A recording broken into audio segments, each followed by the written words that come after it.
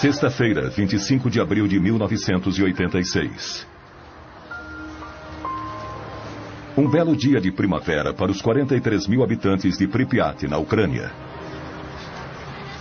Um dia que ficará gravado na memória deles para sempre.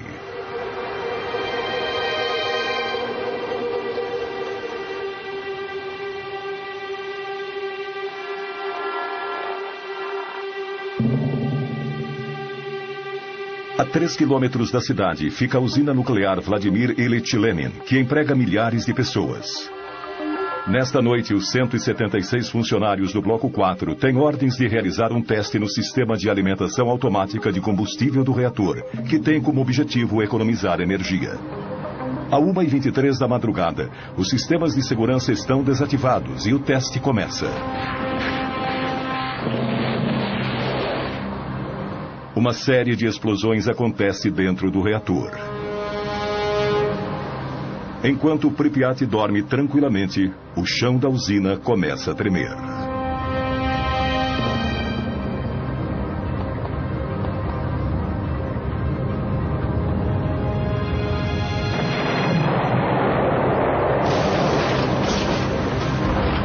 A tampa de 1.200 toneladas do reator explode.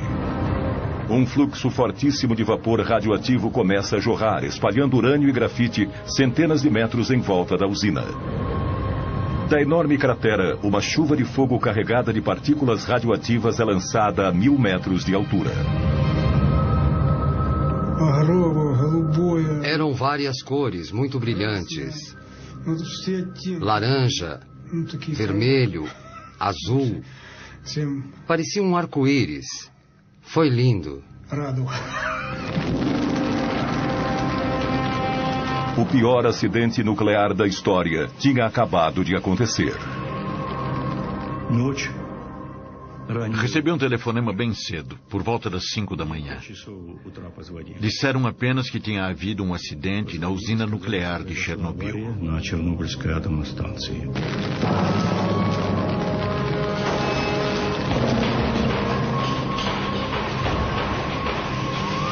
Os primeiros bombeiros a chegarem ao local não tinham o equipamento de proteção adequado.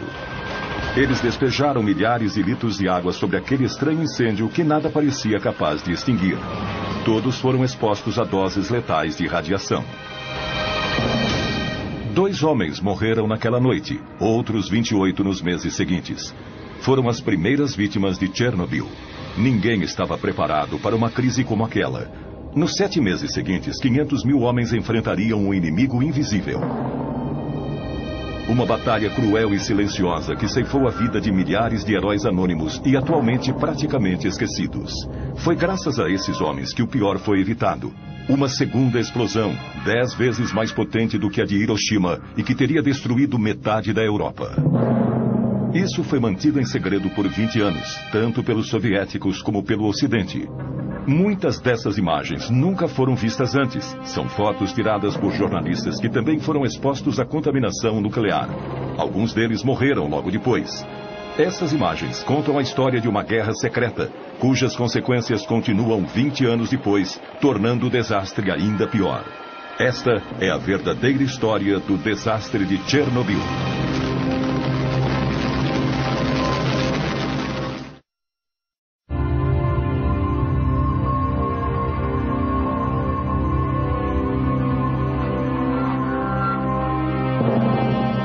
Nas primeiras horas da manhã, as nuvens já tinham sido contaminadas pela coluna radioativa com mais de 1.000 metros de altura. Igor Kostin era fotógrafo da agência de notícias Novosti, quando um amigo que era piloto de helicóptero telefonou e se ofereceu para levá-lo para sobrevoar Chernobyl. Tudo o que Kostin sabia era que algo tinha acontecido na usina durante a noite. Ele foi o primeiro jornalista a ver a enorme cratera de perto.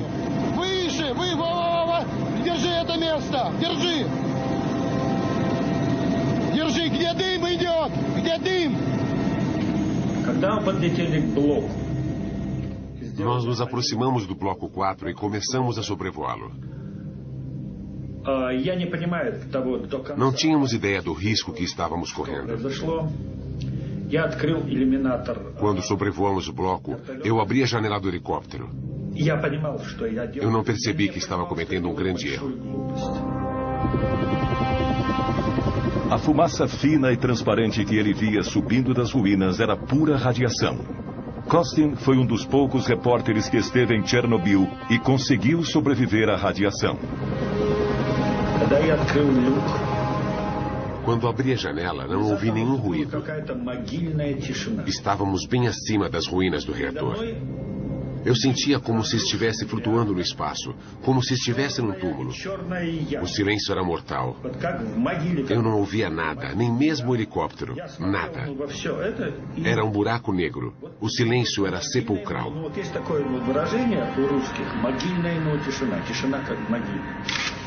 Essa é a primeira foto tirada da cratera. Depois de cerca de 1 minuto, meu equipamento começou a pifar. Não entendi o que estava acontecendo. Pensei que as minhas pilhas estavam fracas. Só pude tirar umas 12 fotos. Quando voltei para Kiev e revelei os filmes, vi que os negativos estavam escurecidos e as cores muito ruins. Eu ainda não sabia, mas as fotos tinham sido expostas à radioatividade. No centro do reator que explodiu, debaixo de 14 metros de destroços, a grafite que revestia o combustível nuclear queimou e derreteu o urânio. A precipitação radioativa seria 100 vezes maior do que a força combinada das 2 bombas atômicas lançadas sobre Hiroshima e Nagasaki. No Kremlin, 8 horas depois da explosão, Gorbachev tinha poucas informações sobre a situação. As primeiras informações que eu recebi falavam que havia acontecido um acidente e um incêndio. Não havia nenhuma palavra sobre a explosão. No início disseram que não houve explosões. As consequências dessas informações falsas foram dramáticas. К решению этой проблемы возникшей.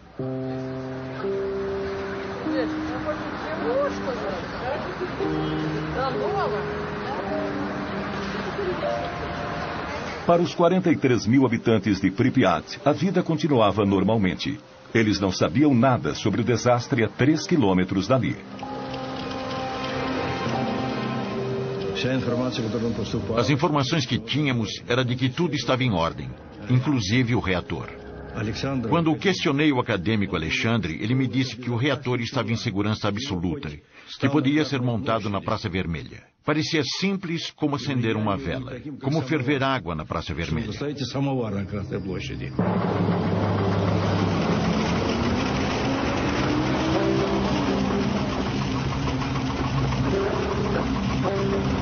Na cidade, começaram os boatos de que havia acontecido um incêndio na usina e de que algumas pessoas haviam morrido durante a noite, mas não havia nenhuma informação oficial. Os raios brancos nessas imagens são resultado da radioatividade no filme. As pessoas nas ruas olhavam para os soldados mascarados espalhados pela cidade sem entender. O coronel Grebenyuk comandou as tropas responsáveis por manter a situação sob controle. As pessoas sentiam um gosto estranho na boca, um gosto diferente, metálico, um gosto meio ácido. Dizem que a radiação não tem gosto. Só mais tarde é que percebemos que era o gosto do iodo radioativo.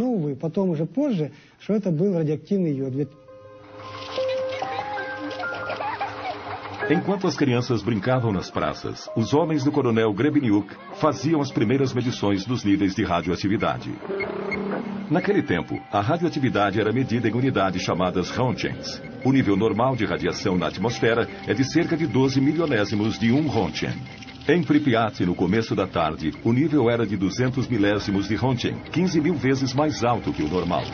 Naquela noite, o nível já era 600 mil vezes maior que o normal.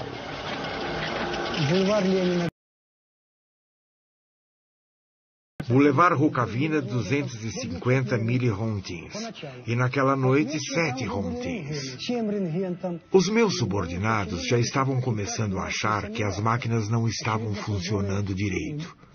Ou que estavam mentindo para eles. Não sabíamos que o reator ainda estava queimando e que a radiação continuava a se espalhar. Este mapa foi selado com plástico, porque ainda é radioativo.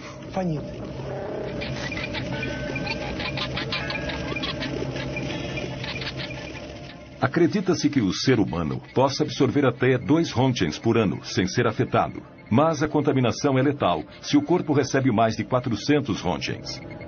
Naquele primeiro dia, os habitantes absorveram uma dose de radiação 50 vezes maior que a considerada inofensiva. Naquele passo, a população receberia a dose letal em 4 dias. Para entender a situação, o coronel enviou uma patrulha para fazer medições na área externa da usina.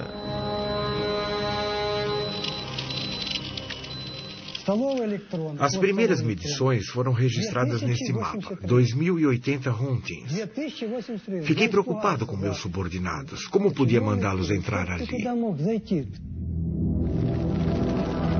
Nesses níveis astronômicos, bastam 15 minutos para que um ser humano absorva uma dose letal de radiação. No Instituto Nuclear, os números causaram choque.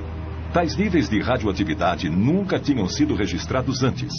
Às pressas, Gorbachev criou uma comissão com os maiores especialistas em energia nuclear do país, liderada pelo acadêmico Legasov, um físico nuclear de renome internacional.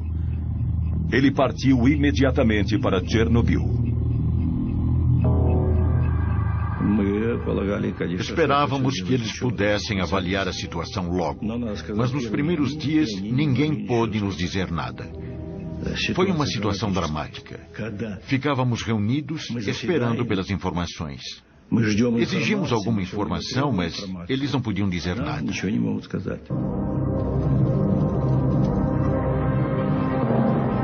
20 horas após a explosão, o nível de radioatividade continuava a subir. Naquela altura, as portas e janelas já deveriam estar seladas e a população deveria estar tomando pílulas de iodo para combater os efeitos da radioatividade. Mas nada disso tinha sido feito. Apesar da tensão crescente na cidade, a população ainda não tinha sido informada da situação. Na época, Yulia Marchenko tinha apenas 5 anos. Ela morava em Pripyat com a família. O pai dela trabalhava na usina. Meus pais me levaram para a escola como sempre. Tudo estava absolutamente normal. Meu pai já sabia que tinha havido um acidente, mas nenhuma precaução tinha sido tomada ainda. 30 horas após a explosão, as primeiras medidas de segurança começaram a ser tomadas. Mais de 1000 ônibus chegaram. Às 2 da tarde, o exército anunciou que todos os moradores iriam ser retirados da cidade.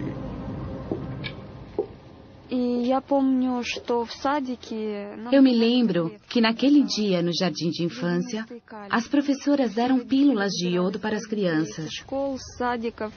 Lembro que os pais foram buscar seus filhos. Todo mundo estava apressado, correndo de um lado para o outro, mas não havia pânico.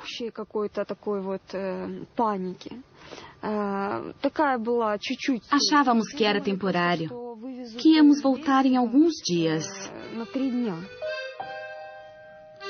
Para evitar pânico, as autoridades esconderam a gravidade da situação.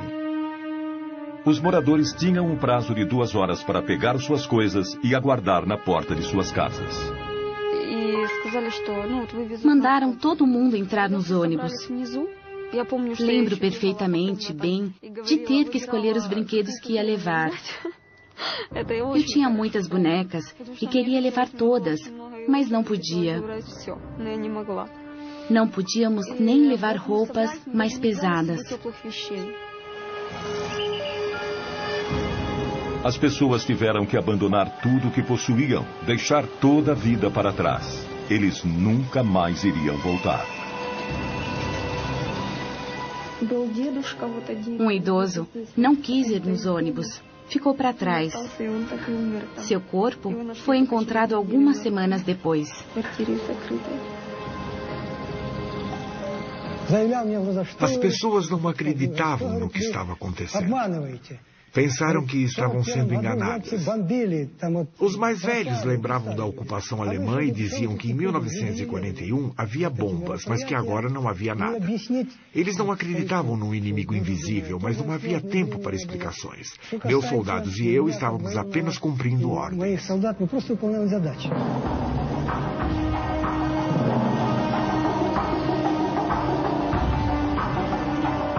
Em 3 horas e meia, 43 mil pessoas foram retiradas contra sua vontade, mas sem tumulto.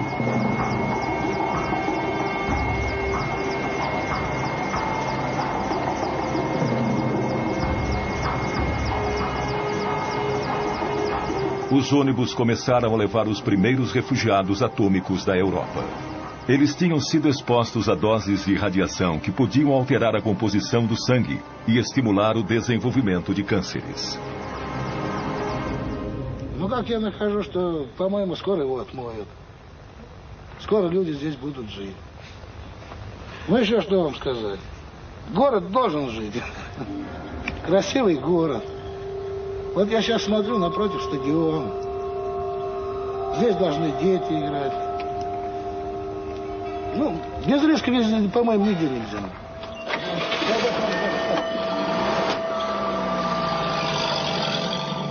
48 horas depois do desastre, as únicas pessoas que ainda estavam na cidade eram os militares e membros da delegação científica, reunidos no hotel Pripyat.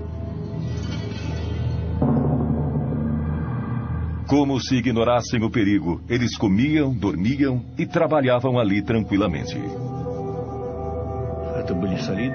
Eles eram cientistas, especialistas. Não acredito que eles agiram de maneira irresponsável ou suicida, mas eles subestimaram a gravidade da situação. Os critérios antigos não serviam mais. Já tinha havido outros acidentes nucleares no nosso país e nos Estados Unidos, mas as informações foram mantidas em segredo. Nunca havia acontecido um acidente de tamanha proporção. Eles até achavam que o reator estaria operacional em maio ou junho. Enquanto isso, o vento começou a levar nuvens carregadas de partículas radioativas para o norte. Entre 26 e 27 de abril, elas circularam por mais de 1000 quilômetros sobre a Rússia, a Bielorrússia e o Báltico. No dia 28, as nuvens chegaram à Suécia, onde o aumento da radioatividade foi detectado perto de uma das usinas nucleares da região. Logo depois, os noticiários da TV alertavam a população. A poeira radioativa de Chernobyl estava caindo sobre Estocolmo. Um esquadrão de caças foi enviado para fazer medições nas nuvens. O nível de radioatividade indicava um grave acidente. 60 horas após o desastre, nenhum comunicado oficial tinha sido enviado para fora da União Soviética. O ministro das Minas e Energia sueco me telefonou na segunda. Eu estava no escritório em Viena e ele me disse que tinham registrado níveis altíssimos de radioatividade nas proximidades da usina nuclear de Forsmark, no leste da Suécia. Eles concluíram que a nuvem tinha vindo de fora. Me perguntaram se eu sabia alguma coisa a respeito e eu disse que não, mas que ia investigar. Entramos então em contato com a Polônia. Apesar de não terem uma usina nuclear, podiam ter tido algum outro tipo de acidente. E, é claro, entramos em contato com os russos. O que havia acontecido? Uma explosão? Nuvens radioativas? Contaminação grave? Foi a Suécia que enviou o alerta para nós.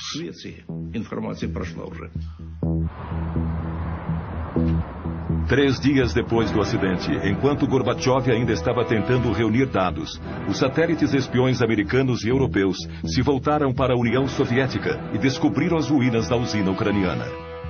A fumaça que saía da enorme cratera aparecia claramente nas imagens.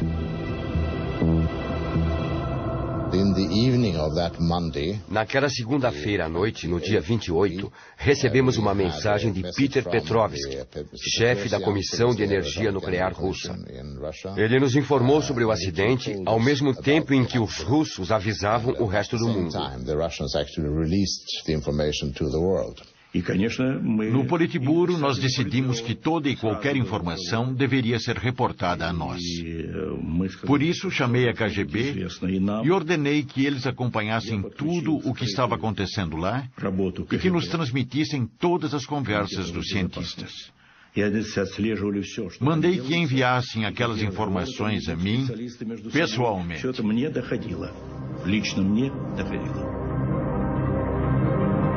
Foram necessárias 48 horas para que se tivesse informações precisas sobre o desastre. Foram 2 dias inteiros, durante os quais os 43 mil habitantes de Pripyat ficaram expostos à contaminação. E o problema continuava. Na parte inferior do reator, 1.200 toneladas de magma incandescente continuavam a queimar a mais de 3.000 graus, liberando gases e poeira radioativa na atmosfera. A Europa inteira estava à mercê dos ventos.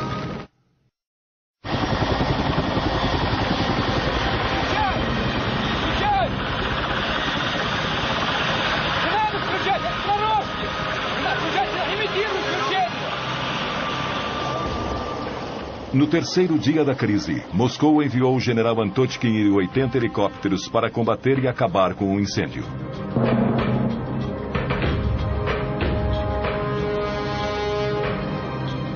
Quando chegou, o general sobrevoou o reator em ruínas a 200 metros de altitude. Por causa do incêndio, a temperatura estava entre 120 e 180 graus, mesmo àquela altitude. O nosso dosímetro, que é um instrumento que mede a radiação, ia só até 500 rotings. A agulha enlouqueceu, quase pulou do painel. Acho que havia pelo menos 1000 rotings a 200 metros. Mesmo àquela altitude, meia hora de exposição poderia ser fatal. A forte corrente de ar quente radioativo que subia do reator não permitia nenhum tipo de aproximação. Eles teriam que improvisar uma forma de cumprir sua missão.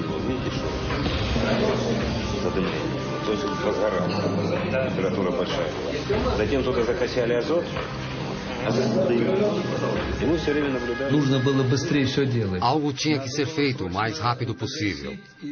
Tínhamos que apagar o incêndio e selar o reator para podermos nos aproximar e fazer outros trabalhos, além de impedir que a poeira radioativa se espalhasse ainda mais, coisa que o vento já estava fazendo.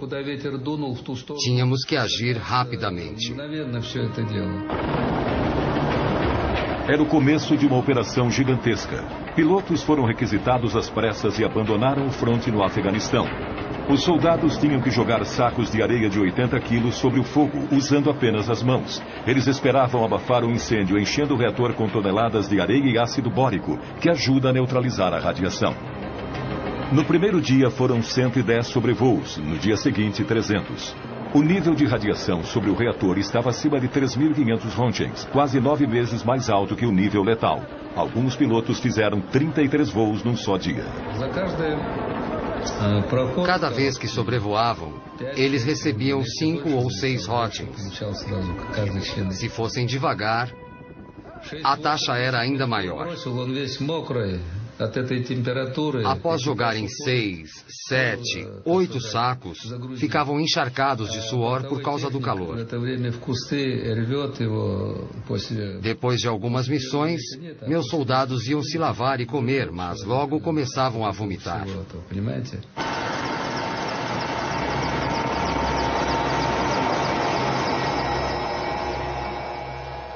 As vítimas foram enviadas para o hospital número 6, em Moscou.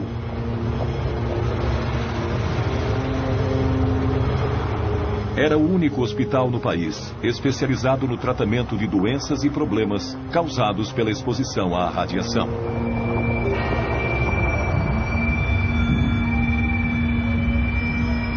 Os sintomas iniciais da exposição à radiação, enjoos, vômitos, náusea e diarreia, são seguidos por um período de latência.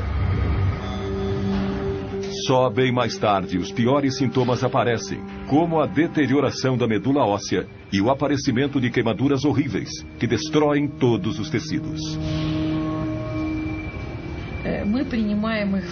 Para nós, do hospital, era muito difícil ver os pacientes psicologicamente falando. Eles vinham direto do aeroporto e quase todos eram muito jovens. Eles chegavam durante o período de latência e, por isso, geralmente chegavam se sentindo bem. Nós os vestíamos todos iguais, com o mesmo tipo de pijama. Eles chegavam brincando, mas nós já sabíamos que muitos deles iam morrer. 27 morreram bem depressa.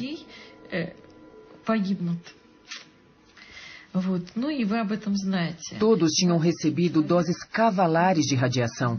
Estavam todos em péssimo estado. Era muito triste. E todos eles tinham queimaduras terríveis pelo corpo. Alguns pelo corpo todo.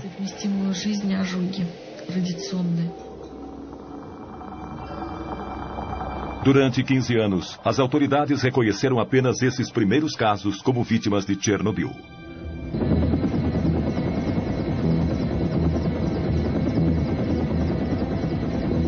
A 30 quilômetros a leste da usina, a floresta foi completamente queimada pelo deslocamento de ar radioativo causado pela explosão. Mas a área do desastre já tinha se espalhado muito mais. Desde a explosão, as partículas radioativas levadas pelas nuvens começaram a cair como a chuva. Muitas regiões em várias partes da Ucrânia, Bielorrússia e Rússia foram contaminadas. No dia 1º de maio, o vento mudou e também contaminou algumas áreas em Kiev, como mostra um mapa desenhado a partir das leituras feitas pelos homens do coronel Grebeniuk. As áreas mais contaminadas aparecem em vermelho, cercadas pelas áreas onde o nível de radiação era normal. Mas a população ainda não havia sido avisada. Houve apenas um relato, um minúsculo artigo de rodapé na página 3 do Pravda, que minimizava a gravidade do acidente e dizia que o perigo já tinha passado. A situação era crítica, mas eles agiam como se nada estivesse acontecendo. Seguiram com as comemorações do 1º de maio. Era como se o país se recusasse a reconhecer a situação. Foi a segunda fase do grande desastre de Chernobyl. 6 dias depois do acidente, apesar dos níveis de radiação milhares de vezes mais altos que o normal, as autoridades incentivavam as pessoas a participar do 1º de maio, mesmo onde se sabia que a contaminação era grave. Em 1986, assisti às comemorações do 1º de maio. Eu estava lá, testemunhei. Era a Parada dos Mortos.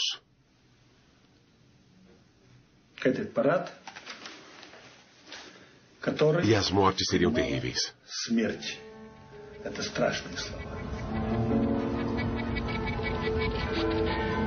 Estranhamente, todos os registros do 1º de maio de 1986 desapareceram do Arquivo Nacional da Ucrânia.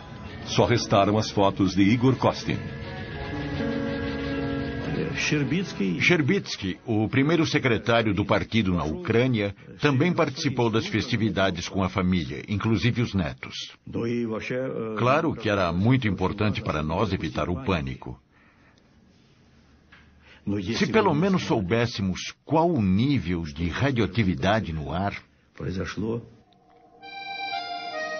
Quantas pessoas foram contaminadas durante as comemorações? Nenhum único estudo foi publicado ainda. Vladimir Sherbitsky, primeiro secretário do Partido Comunista Ucraniano, cometeu suicídio pouco depois.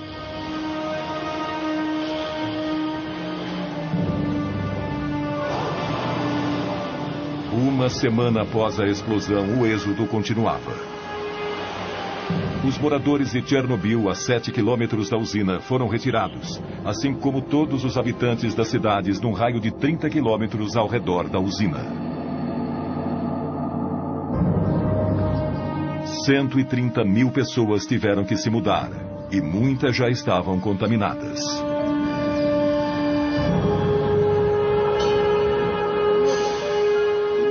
Uma área de 300 mil hectares da Ucrânia e Bielorrússia foi abruptamente evacuada e isolada do resto do mundo.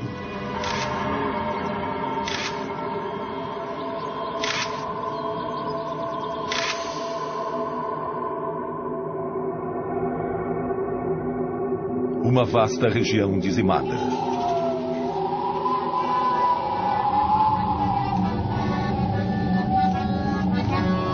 Toda uma cultura arrancada de sua terra natal. Em poucos dias, um mundo inteiro foi destruído por um inimigo invisível.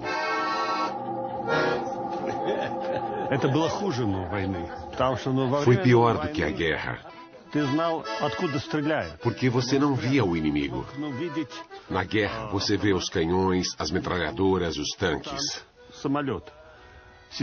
Aqui não se via nada. A radiação estava por toda parte. Ela atravessava as pessoas. Ela ataca e só depois você começa a sentir seus efeitos. Às vezes, anos mais tarde. É assustador.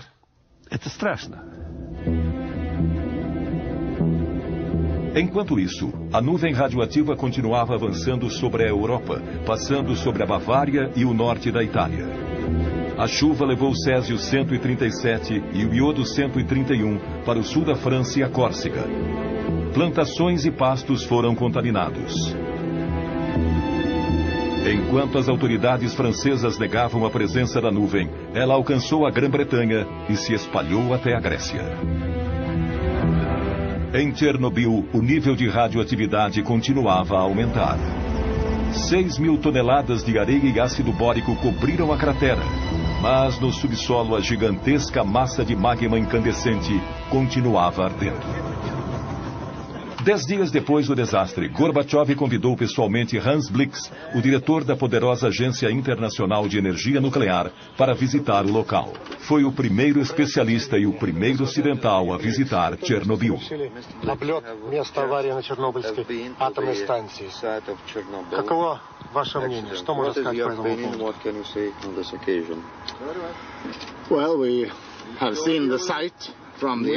Nós sobrevoamos o local e vimos que havia fumaça saindo dos escombros da usina.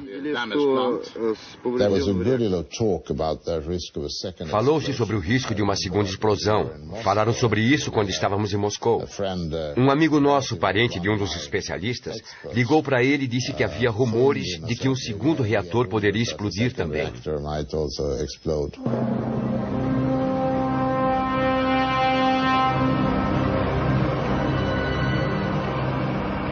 Na parte inferior do reator, 195 toneladas de combustível nuclear ainda estavam queimando, gerando um calor inacreditável que aos poucos foi derretendo a areia da superfície. As rachaduras logo começaram a aparecer. Depois que tapamos o buraco, a temperatura lá dentro começou a subir. Ficamos com medo, porque podia haver outra explosão. Foi assustador. Os cientistas vieram para fazer a leitura e ficaram preocupadíssimos.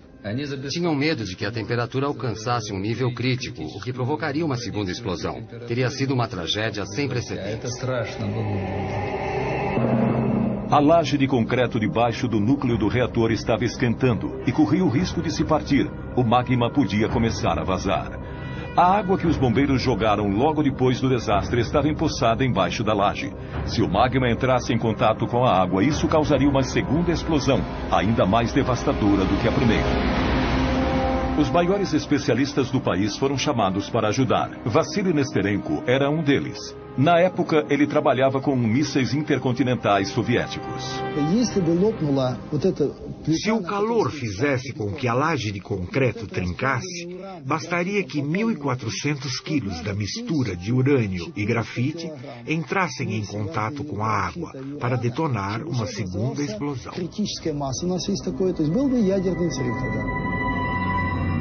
Essa explosão seria comparável à de uma bomba atômica gigantesca.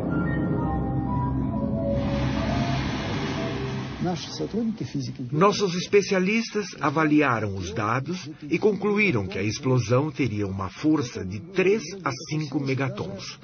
Minsk, a 320 quilômetros de Chernobyl, desapareceria do mapa e a Europa ficaria inabitável. Precisávamos parar o processo.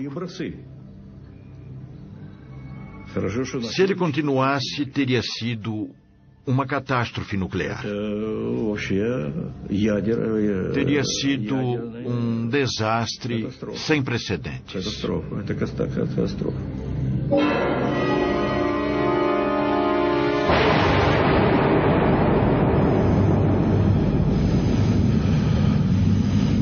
Essa segunda explosão seria acompanhada por uma onda de choque e um aumento gigantesco da radioatividade, que acabaria com milhares de vidas em questão de horas. Ainda bem que não aconteceu. Já havia trens com mais de 1000 vagões em Minsk, Gormel e Kiev, prontos para levar a população. A situação era crítica. Em Moscou, o governo decretou 2 medidas de emergência.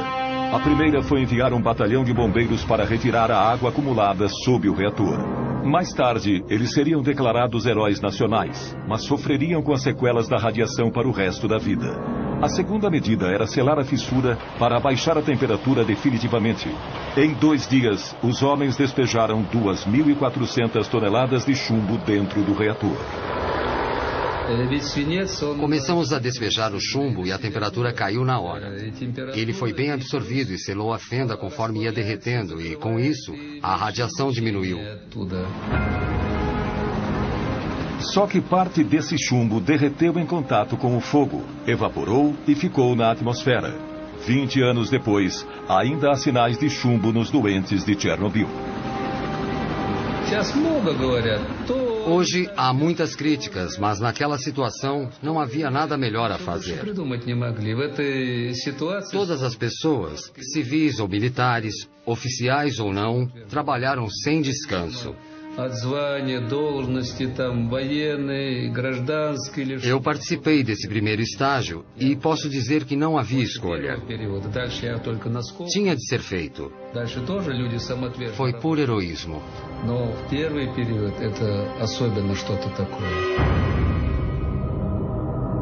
Durante a operação, 600 pilotos foram contaminados. Todos morreram, mas seus esforços adiaram o pior por alguns dias. Embora tivesse sido coberto, o incêndio não tinha acabado. Sobrevoos com helicópteros não iam resolver o problema. Era preciso chegar mais perto, entrar na fissura. Mas como?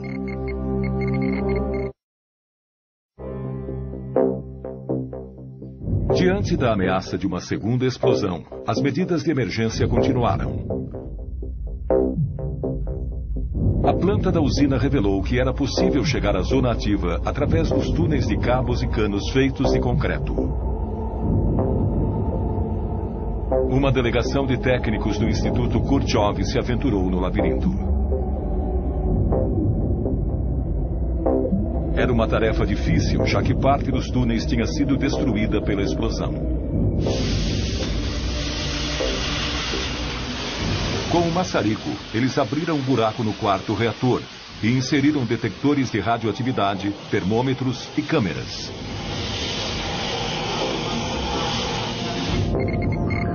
O resultado foi aterrador. Os níveis de radiação eram astronômicos e o que eles mais temiam se confirmou. O magma quente tinha trincado a laje de concreto, vazado para uma área inferior vazia e agora ameaçava se infiltrar ainda mais. O risco de haver uma explosão era de 5, 10%. Drenamos a água debaixo do reator, mas era preciso fazer mais. Tínhamos que pôr alguma coisa embaixo do reator para impedir que o magma se infiltrasse. Alguma coisa que o impedisse de vazar. Nada impedia que o magma se infiltrasse ainda mais no subsolo arenoso. Abaixo do reator havia um enorme sistema aquífero que abastecia o país inteiro.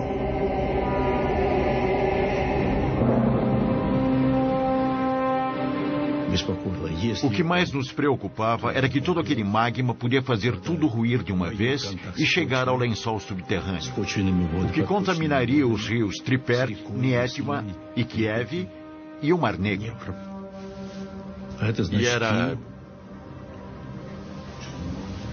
E era imperativo encontrar uma solução. Cogitou-se uma nova operação, mas que causaria mais mortes. No dia 12 de maio de 1986, 17 dias depois da primeira explosão, os mineiros de Tula, a 1000 quilômetros de Chernobyl, receberam a visita do vice-ministro de Minas e Energia.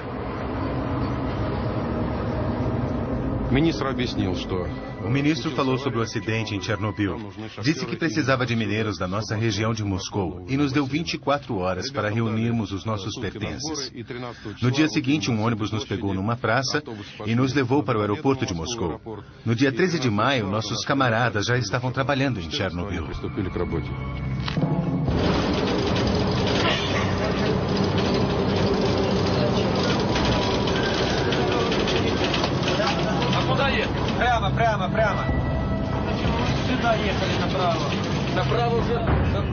A missão deles era chegar ao reator pelo único caminho possível, o subterrâneo.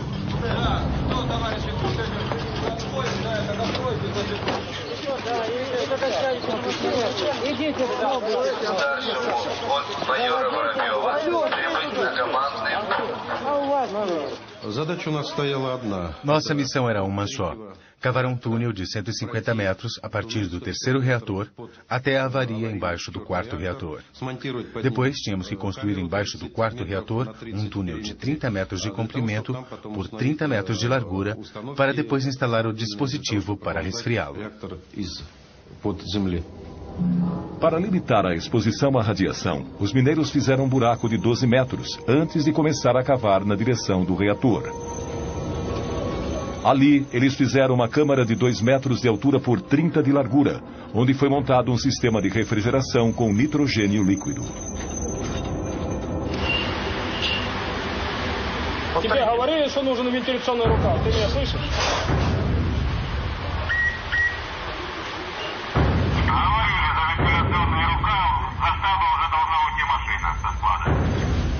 Em um mês, 10 mil mineiros da Rússia e da Ucrânia desceram ao túnel. Todos tinham entre 20 e 30 anos. Lá dentro não havia ventilação e por isso a temperatura chegava a 50 graus. A radioatividade era de no mínimo 1 Rontgen por hora. Trabalhamos sem nenhum equipamento de proteção. Não dava para usar máscaras porque o filtro ficava úmido em questão de minutos. Todo mundo trabalhava sem nada, até sem camisa. Bebíamos água direto das garrafas abertas, o que era péssimo porque estávamos ingerindo partículas radioativas junto com a água. Um dos nossos camaradas engoliu um grão de areia altamente radioativo e morreu. Como a gente ia saber o que cada um inalava ou ingeria? O mais difícil era a falta de oxigênio. E o calor insuportável. Era absurdamente quente.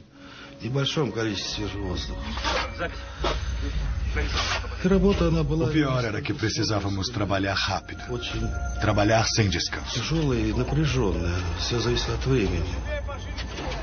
Isso era o pior. Grupos de 30 mineiros se revezavam a cada 3 horas, 24 horas por dia. Eles cavaram um túnel de 150 metros num mês e 4 dias. Um trabalho que normalmente levaria 3 meses para ser concluído. O lugar mais perigoso não era lá embaixo. Não havia muita radiação embaixo do reator. Mas assim que subíamos, tínhamos que correr, e rápido. A radioatividade na entrada do túnel era 300 vezes mais alta. Nenhum único mineiro foi poupado da exposição. E nenhum foi informado da gravidade do perigo que estava correndo.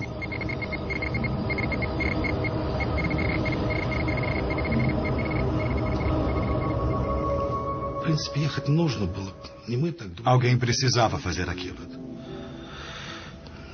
Se não fôssemos nós, seriam outros.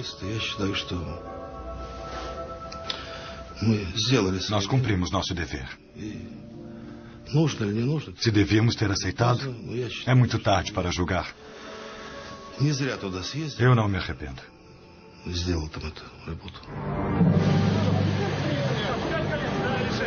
Os mineiros cumpriram a missão, mas o sistema de refrigeração nunca chegou a ser montado. A câmara subterrânea foi preenchida com concreto para solidificar a estrutura. Segundo dados oficiais, cada mineiro recebeu de 30 a 60 röntgens, mas os sobreviventes afirmam que receberam até 5 vezes mais. Estima-se que 1/4 desses homens morreu antes dos 40 anos de idade.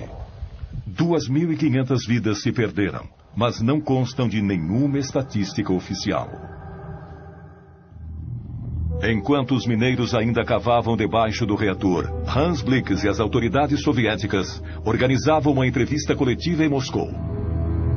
Let me say that on behalf of the IAEA, em nome da AIEA, quero dizer que lamentamos profundamente este acidente trágico, a perda de tantas vidas e o prejuízo causado. Fizemos um acordo com as autoridades soviéticas que irão a Viena para analisar as consequências do acidente.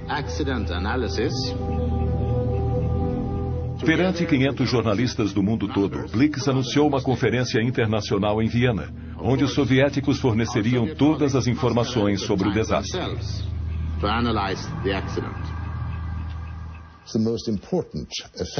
O resultado mais importante da entrevista coletiva foi que o povo russo passou a acreditar no governo.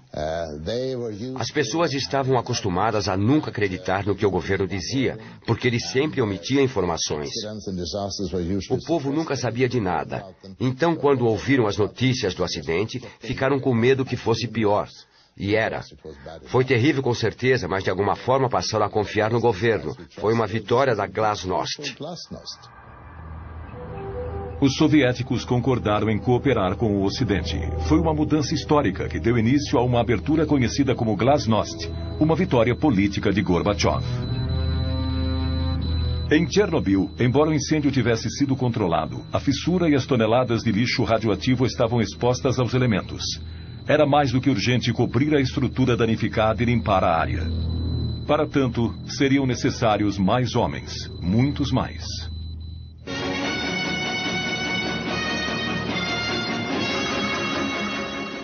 Добрый вечер, товарищи. 18 dias após o desastre, Gorbachev falou ao povo soviético. Авария на Чернобыльской атомной электростанции. Она больно затронула советских людей, взволновала международную общественность. Мы впервые реально столкнулись с такой грозной силой, какой является ядерная энергия, вышедшая из-под контроля. Вся работа, по сути, ведется круглосуточно. Задействованы научные, технические, экономические возможности всей страны.